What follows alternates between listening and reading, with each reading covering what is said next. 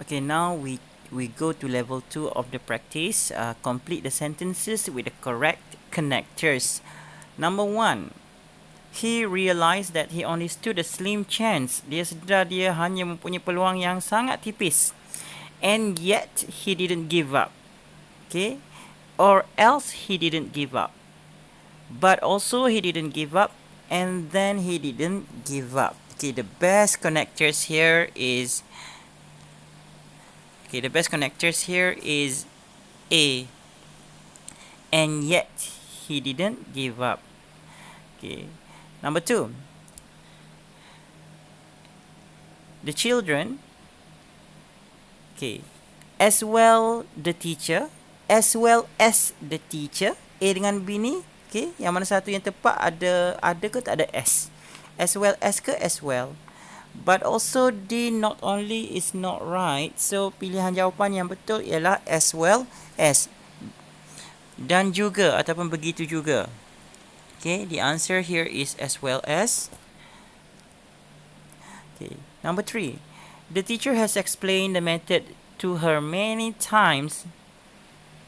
Okay, still she does not seem to get it. Still, masih she does not seem to get it. Okay, therefore oleh itu dengan ayat pertama tak masuk kan. Consequently, kesannya. Okay, kalau kesannya mestilah ada kesan ni, tak masih lagi tak dapat. So C is not correct. Or D, thus, oleh itu. Kalau oleh itu, mestilah dia dapat kan. Ni tak dapat juga. So yang menunjukkan kontras ialah still. A, still she does not seem to get it.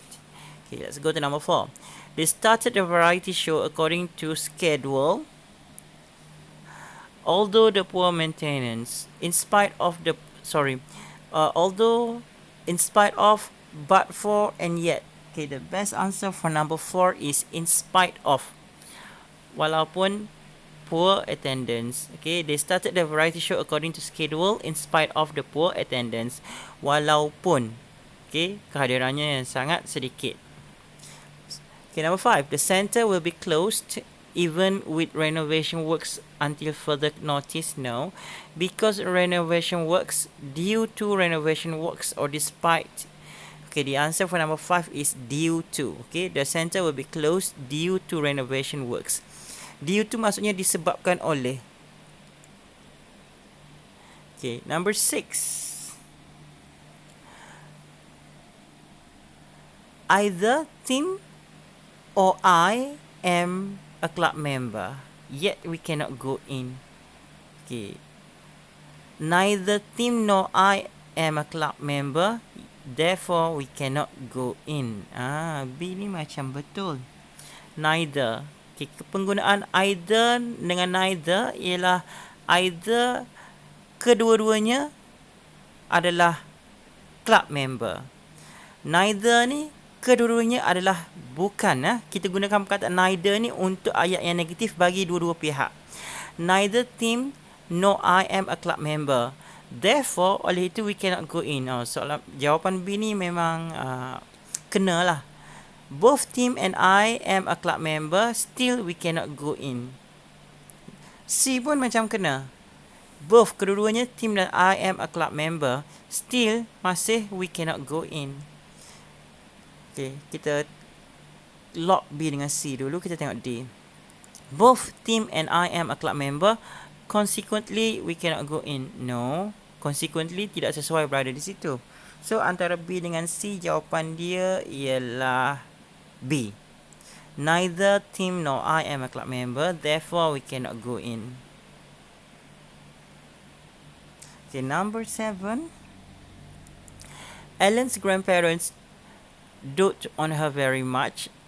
Okay, for she is the only grandchild, when and yet. Okay, which one is the best answer for number 7? Okay, the answer is 4. Okay, 4 di sini membawa masuk kerana. Ellen's grandparents dote on her very much, memanjakan cucu mereka. For she is, kerana dia adalah the only grandchild. For membawa masuk di sini kerana. Okay, number 8. The last question for level 2. Okay. Although the lesson proceeded, we started to understand the topic better.